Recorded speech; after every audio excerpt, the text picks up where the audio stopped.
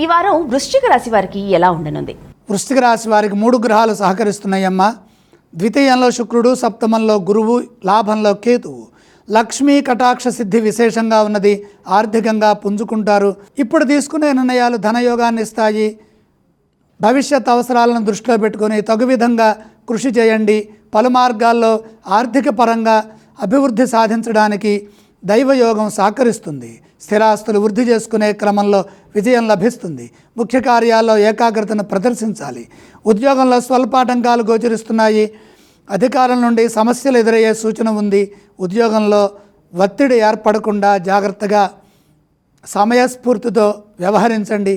మీ కర్తవ్యాలను మీరు జాగ్రత్తగా పూర్తి చేయండి. మితభాషణం శక్తినిస్తుంది. కుటుంబ సభ్యులతో కలిసి నిర్ణయాలు తీసుకుంటే ఏ సమస్యలు రావు. సమయోచిత నిర్ణయాలు వ్యాపారంలో కూడా మేలు చేస్తాయి. ఆటంకాలను సునాయాసంగా జయిస్తారు. 1-2 సార్లు ఆలోచించడం మంచిది.